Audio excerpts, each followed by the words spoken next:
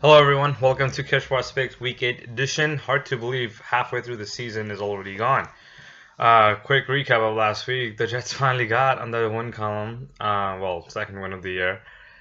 Defense played as what we have expected all along. Offense wasn't that great. We all know by now what happened with Geno and Fitz. Don't want to get too much into it, but I think Fitz should have kept his mouth shut after the game as opposed to making those comments towards Woody Johnson and the coaches and the rest of the management. When you're throwing 11 interceptions, you shouldn't be allowed to talk and charge after anyone. But anyways, the defense played great. Second half shut him out. Joe Flacco was injured and was hobbling, but he's still a good quarterback, and it was nice to see Jets defense finally shut offense down. My upset pick, Dolphins, worked out. They beat the Bills, and my lock of the week was the Bengals, although they gave me a scare with Brown's sixth quarterback with Kevin Hogan, but at the end they pulled that out. So it was a fun week again. We'll see what happens week 8, and with that being said, let's jump into the week 8 picks. With the first game we have is Thursday Night Football, Jacksonville Jaguars at Tennessee Titans. Tennessee Titans are 3-4. They're actually not a bad team this year. DeMarco Murray's been having a great season. Marcus Mariota, with the limited amount of weapons he has been solid. Delaney Walker, Andre Johnson to Jay Sharp has been pretty formidable on offense. Jaguars, with all that hype before the season started, they seem to mail it in already. At 2-4, this team doesn't look like they're gonna turn it around. I've heard about Marquise Lee complaining about being penalized for cursing on the field. That should be the least of their worries. This team can't even get some points on the board with that great offense, well, so-called great offense that we expected. But I'll take the Titans on Thursday night. Moving on to Sunday's game, and the first game, we have another London game. This is the third London game of the year. Unusual. And we have the Washington Redskins at Cincinnati Bengals. I picked the Redskins to lose last week, and they did, although Kirk Cousins tried to do a mini comeback at the end, didn't fall through. The Bengals, surprisingly, they're 3-4. I think it's time for them to wake up and start getting on a roll. They're a much better team than their record says. Dalton, AJ Green should have a good game. I expect this game to be a shootout, and I'm going to pick the Bengals to edge it out at the end. Moving on to 1 o'clock games, and the first game we have is New England Patriots at Buffalo Bills. The only one loss in New England. In New England's record, it comes from Buffalo when Jacoby Brissett was the starter. Don't expect that to happen again. Tom Brady will march into Orchard Park and tear up this defense. Miami offense ran all over them last week, so I don't expect Bills defense to have an answer for Brady and company. Bills will lose bad. Patriots all over them. Next game, we have the New York Jets at Cleveland Browns. I know I said we're done. This team is not going anywhere, and I'm standing by it. However, if there is another team that's worse than the Jets, that will be the Cleveland Browns. But it's okay. The Cleveland Indians are in the World Series. The Cavaliers are playing right now. So Browns fans have other things to look forward to. As for the Jets, they should be able to pull this one out, even with Fitzpatrick back at quarterback. The defense should be able to carry the momentum from last week. I expect Matt Forte to continue to carry the workload. And the Jets should be able to beat the Browns. Matter of fact, they will be the lock of the week this week. It's not like I'm picking everyone against the Browns each week to be the lock, but this week I have a good feeling the Jets defense can easily shut down that offense, especially with Kevin Hogan starting. So, moving on to Detroit Lions at Houston Texans. The Texans just wasted $72 million of their valuable money to Brock Osweiler. We all saw last night how miserable this guy is as quarterback. 40 attempts and 130 plus yards. This man should have never left Denver. See, Gary Kubiak highlighted the offense and played to his strengths, whereas Bill O'Brien is exploiting his weakness. This guy cannot play the game the way Bill O'Brien wants him to. Bill O'Brien will probably switch to Tom Savage by week 10 or so. The Texans are going nowhere, especially with J.J. Watt out. Their leader is out, so they're not really. Yeah, I don't think they're playing focused. So Detroit, Matt Stafford is having an MVP year. I expect him to continue what he's been doing. He should have Eric Ebron back. Come on, please come back. I have you in my fantasy team. And Lions should be able to win this game on the road.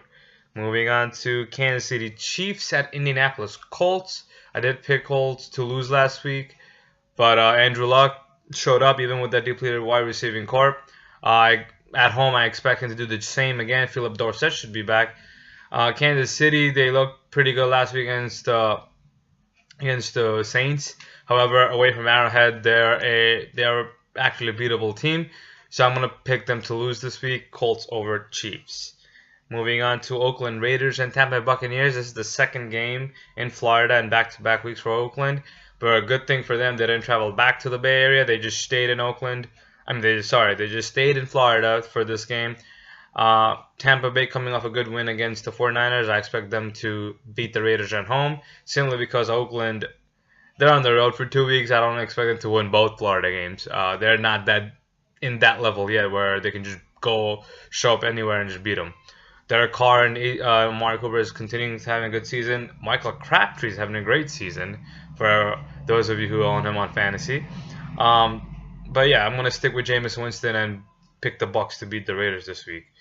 Then we have the Seattle Seahawks at New Orleans Saints. The Seahawks defense, that was a win for them last week, even though on the stat sheet it will show up as a tie. Richard Sherman played lights out. They don't even have Cam Chancellor on the field, and yet they're still holding opponents to minimum points, and that's great. New Orleans Saints at the Dome should be able to score a few points. However, I think Russell Wilson and company will be able to put up a decent amount on that Saints defense and edge this one out. So Seahawks over Saints. Moving on to Arizona Cardinals at Carolina Panthers. It's really it's sad to see how far this team has fallen. 1-5 coming off a bye week. But guess what? I'm going to pick them to win this week. Arizona is a different team away from home. We saw that when they traveled to the East Coast and played the Bills. We're going to see this again. Panthers rested off the bye week. They should be able to capitalize on a pretty bad morale of the Cardinals team after what happened to them last Sunday night. I expect Cameron to have a good game. He will outplay Carson Palmer, and Panthers will finally get a game at home.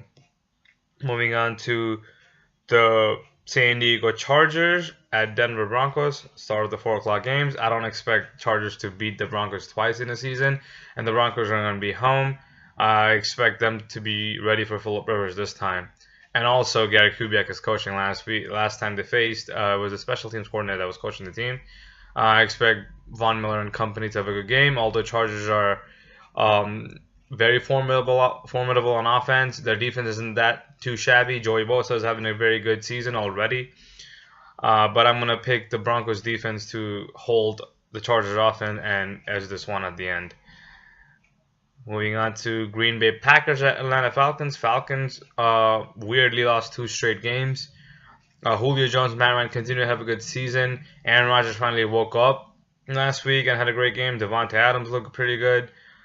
This is going to be a shootout. Both defense are not that great. But Atlanta being home at the Dome, I'm going to pick them to win. And then we have Sunday Night Football. We have the Philadelphia Eagles traveling to Dallas Cowboys. Could be game of the week. And it is also upset of the week for me. I'm picking the Philadelphia Eagles on the road to beat Dak Prescott and Ezekiel Elliott and the Cowboy team. They're on a high. They're 5-1. But the Dallas Cowboys defense isn't that good. And I think Carson Wentz is good enough to put up at least 25-plus points on them. Philadelphia defense, Jim Schwartz has these guys playing lights out, and I expect them to neutralize Dak and company. I'll take the Eagles to beat the Cowboys and upset of the week as well.